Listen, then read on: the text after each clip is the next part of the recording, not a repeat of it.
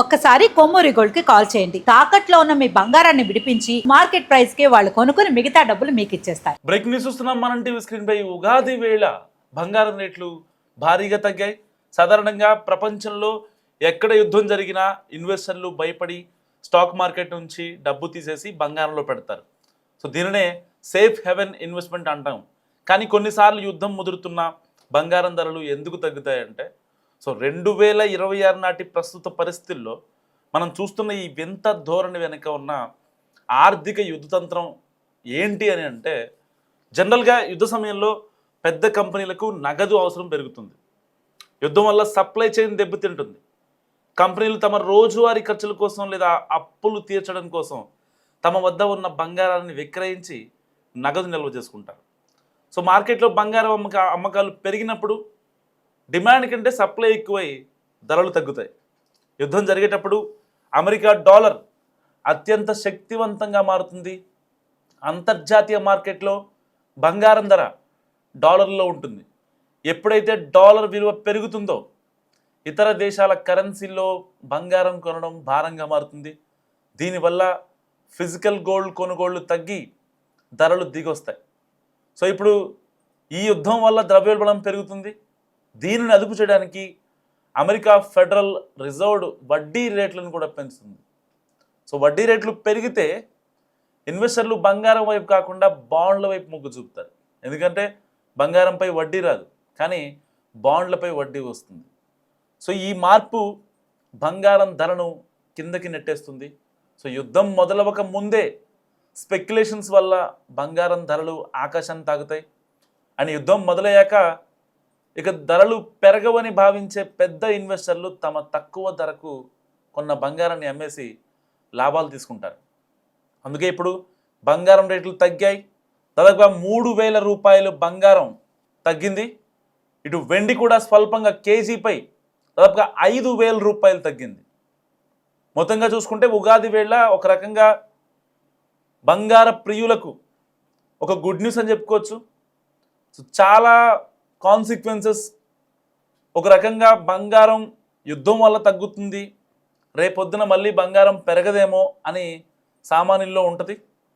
కానీ బంగారు నిపుణులు చెప్తున్న ప్రకారం ఇన్వెస్టర్, ఎందుకంటే మనం ఒక 10 గ్రాములు బంగారం కొనడానికే 4-5 సార్లు ఆలోచిస్తూ ఉంటాం సామాన్యుల్లో.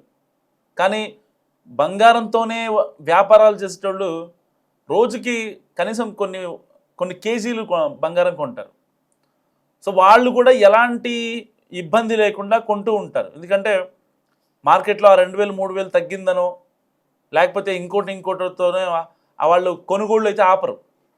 ఇక్కడ కస్టమర్ దగ్గర నుంచి వాంటింగ్ ఉంటుంది కాబట్టి ఎట్టి పరిస్థితుల్లో డిమాండ్ ఉన్నా తగ్గినా ఆ రోజున్న రేటుకి వాళ్ళు కొన్ని వందల కేజీలు, కొన్ని కేజీలు అనుకోండి, సో వాళ్ళు కొనాల్సిందే. అవి ఆర్నమెంట్స్ రూపంలో కావచ్చు, 24 క్యారెట్ బిస్కెట్ రూపంలో కావచ్చు, ఇలాంటివి మనం చూస్తూ ఉంటాం. కానీ ఇలాంటి సమయంలో బంగారాన్ని ఎవరైతే అమ్మాలనుకుంటున్నారో వాళ్ళు కొద్ది రోజులు ఆగితే ఇంకా చాలా మంచిది. సో ఇప్పుడు గ్రాము 14,000 దగ్గర, ఒక గ్రాము బంగారం ధర 14,000 దగ్గర ట్రేడ్ అవుతుంది.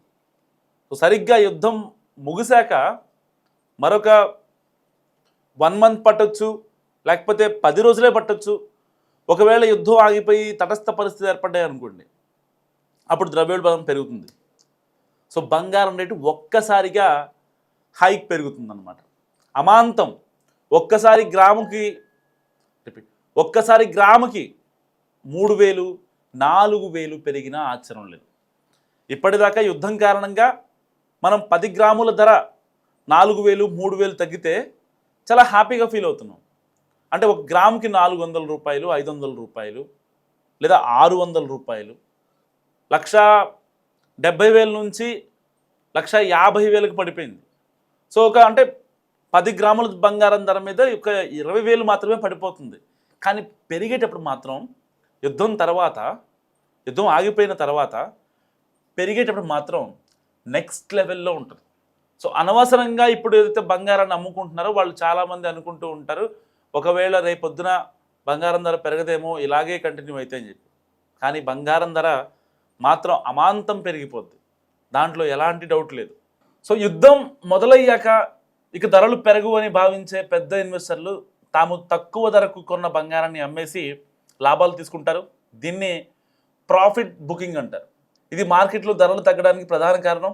ప్రస్తుతం పశ్చిమాసియాలో యుద్ధం ఉన్నప్పటికీ ధరలు తగ్గడం వెనుక భౌగోళిక రాజకీయ ఒత్తిడి ఉంది. సో ఆంక్షల వల్ల కొన్ని దేశాలు తమ గోల్డ్ రిజర్వ్స్ను తక్కువ ధరకు అమ్ముకోవాల్సి వస్తుంది. దీనివల్ల గ్లోబల్ మార్కెట్లో రేట్లు ప్రభావితం అవుతున్నాయి. మార్కెట్ ఎప్పుడూ ఒకేలా ఉండదు. బంగారం ధరలు కొంతమేర తగ్గినప్పుడు దాన్ని కరెక్షన్ అంటాం. ఇది కొనుగోలుదారులకు మంచి అవకాశం అని చెప్పాలి. 2026 మార్చి 18 నాటి ధరల ప్రకారం చూస్తే ఇది తాత్కాలికంగా తగ్గుదల మాత్రమేనా లేక దీర్ఘకాలికంగా పడిపోతుందా అనే సందేహం కూడా అందరిలో ఉంది. ఎందుకంటే చాలా రోజుల తర్వాత కొంచెం స్వల్పంగా పెరిగింది, వాళ్ళ వెంటనే తగ్గిందనమాట ఉగాది రోజున. సో యుద్ధం అనేది కేవలం తుపాకులతో జరిగేది కాదు, అది ఒక ఆర్థిక వ్యవస్థ కూడా ముడిపడి ఉంది. నగదు కొరత, డాలర్ బలం మరియు ప్రాఫిట్ బుకింగ్ వంటి కారణాల వల్ల పసిడి వెనకడుగు వేస్తుంది. సో మీరు ఇన్వెస్టర్ అయితే ఈ ఒడిదుడుకులను గమనించి నిర్ణయం తీసుకోండి. సో చరిత్రలో యుద్ధం అంటే బంగారానికి మంచి పండుగ, కానీ నేడు సీన్ మారింది. యుద్ధం అనగానే అందరూ గోల్డ్ కొంటారు, కానీ ఆ ఫియర్ ఫ్యాక్టర్ ఒక స్థాయికి చేరాక మార్కెట్ శాచురేట్ అయిపోతుంది. సో ఇప్పుడు మనం చూస్తున్నది by on rumour, cell on news strategy అంతే. యుద్ధం వస్తుందన్న భయంతో అప్పటికే రేట్ పెంచేసిన ఇన్వెస్టర్లు యుద్ధం మొదలవగానే లాభాలను జేబులో వేసుకుంటున్నారు. సో యుద్ధం వల్ల చమురు ధరలు పెరిగితే ప్రపంచవ్యాప్తంగా డాలర్కు డిమాండ్ పెరుగుతుంది. అమెరికా తన వడ్డీ రేట్లను పెంచడం ద్వారా ప్రపంచంలోని నగదునంతా తన వైపు లాక్కుంటుంది.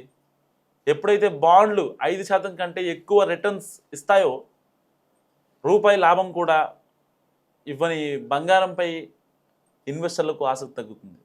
సో అందుకే యుద్ధం కన్నా డాలర్ బలం ముందు బంగారం మోకరిల్లుతోంది. యుద్ధం వల్ల గ్లోబల్ స్టాక్ మార్కెట్ కుప్పకూలుతాయి.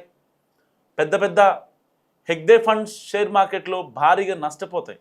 ఆ నష్టాలను బ్యాలెన్స్ చేయడానికి వారు తమ వద్ద ఉన్న అత్యంత విలువైన ఆస్తి అయిన బంగారాన్ని విక్రయిస్తారు. అంటే షేర్ మార్కెట్ను కాపాడటానికి బంగారాన్ని బలిస్తారన్నమాట. ఇదొక విషవలయం. యుద్ధంలో ఉన్న దేశంపై ఆర్థిక ఆంక్షలు విధిస్తే ఆ దేశం తన కరెన్సీ విలువ పడిపోకుండా ఉండడానికి తన వద్ద ఉన్న గోల్డ్ రిజర్వ్స్ను ఓపెన్ మార్కెట్లో అమ్ముతుంది. 1000 టన్నుల బంగారం ఒక్కసారిగా మార్కెట్లోకి వస్తే ధరలు దారుణంగా పడిపోతాయి. ఒకప్పుడు యుద్ధం వస్తే కేవలం బంగారం మాత్రమే దిక్కు, కానీ ఇప్పుడు బిట్కాయిన్ వంటి క్రిప్టో కరెన్సీలు, డిజిటల్ గోల్డ్ మరియు స్టేబుల్ కాయిన్స్ కూడా వచ్చాయి. సో యువ ఇన్వెస్టర్లు ఫిజికల్ గోల్డ్ కంటే ఇప్పుడు వీటికే ప్రాధాన్యత ఇస్తున్నారు. సో ఈ లిక్విడిటీ షిఫ్ట్ కూడా బంగారం ధరలు తగ్గడానికి ఒక కారణం. యుద్ధం వల్ల ధరలు తగ్గడం అనేది ఒక టెంపరీ కరెక్షన్ మాత్రమే. చరిత్ర చెప్తున్న సత్యం ఏంటంటే యుద్ధం ముగిశాక ఎట్ ఎనీ కాస్ట్ ద్రవ్యోల్బణం వస్తుంది. అప్పుడు మళ్ళీ బంగారం ధరలు డబుల్ అవుతాయి. కాబట్టి ఇప్పుడు తగ్గుతున్న ధరలు సామాన్యుడికి ఒక వరం.